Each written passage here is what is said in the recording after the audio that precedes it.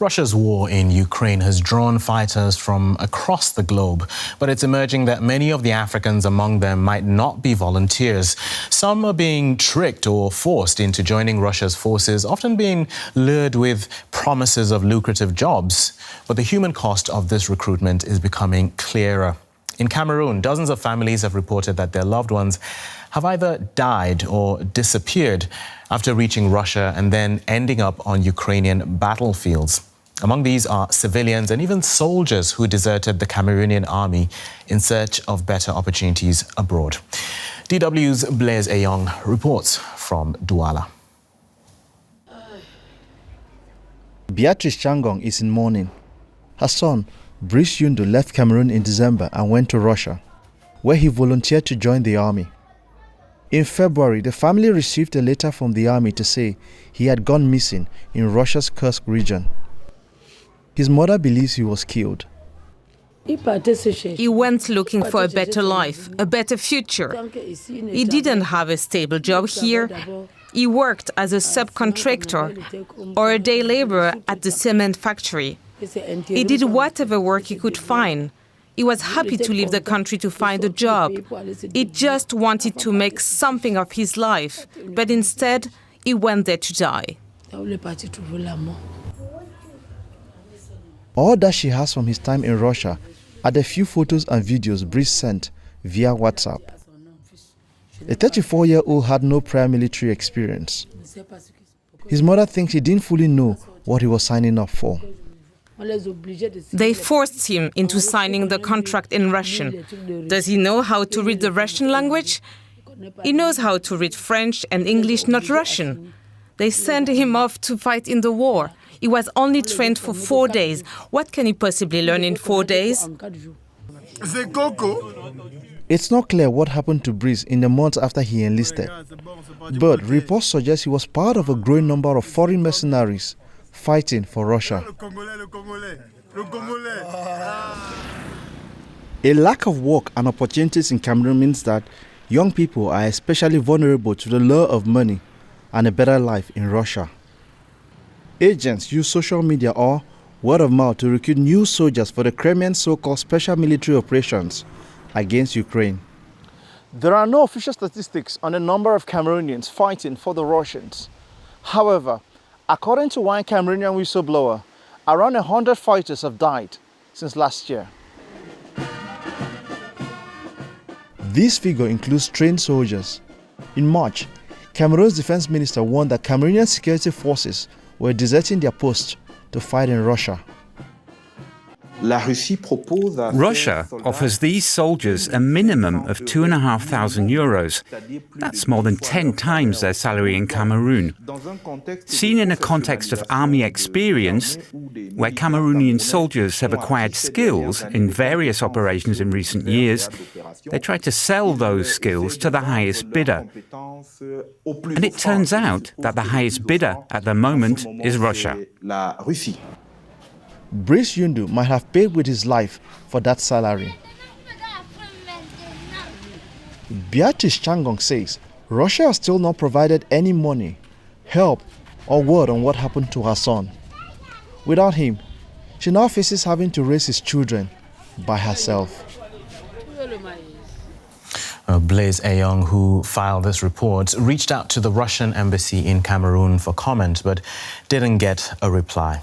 Now, to further explore this story, I spoke to security analyst Beverly Ochieng in Dakar and asked her why Russia is recruiting Africans and what roles they play in the war on Ukraine.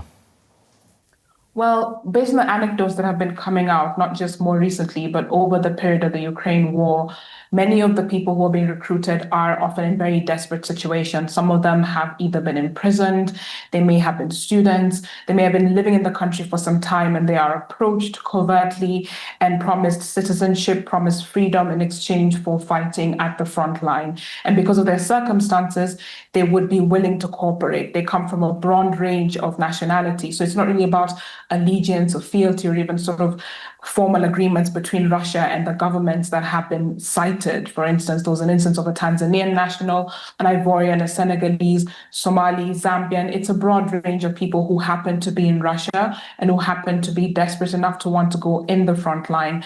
Many times they're involved in active fighting. Sometimes they do provide some logistical support to Russian forces in the front line. Some have allegedly been found in the Ukrainian front line, right at the very front, and they serve a variety of roles, but they're never in very upper positions. So it does also demonstrate those levels of desperation.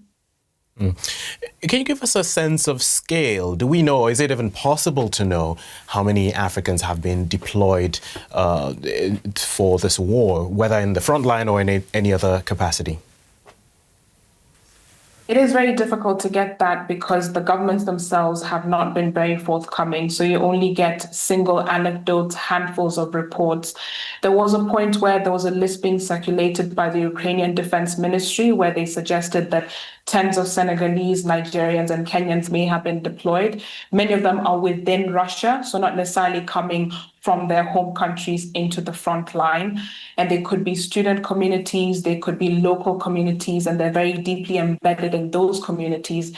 And because the governments within here are not forthcoming with those figures, it's very difficult to get a sense of that. But the spread does give you an inclination that it's people from diverse nationalities and it's people who are in dire straits who are joining the front line. I was just going to ask on that note as well about the governments of these source countries. Are they complicit? Are they powerless? Are they just looking the other way? Do they actually know what's going on with their nationals who ended up fighting? I mean, it's interesting because I remember when the war broke out and there had been some calls in Senegal, for instance, by the Ukrainian ambassador for people to sign up and fight. And the government was very forthright that people would not be joining as quote unquote mercenaries. But when these other allegations came that people were involved in fighting in the Russian front line, there wasn't much commentary from the government. For the victims who died, like in Tanzania, in Zambia, the governments did say that they will investigate the circumstances under which this has happened, but there haven't been any tensions, geopolitical or diplomatic, as a result of these deployments. And ultimately because it's not seen as a government-to-government agreement, but it's seen more as individual choices by people who have found themselves, in many instances, on the wrong side of the Russian law.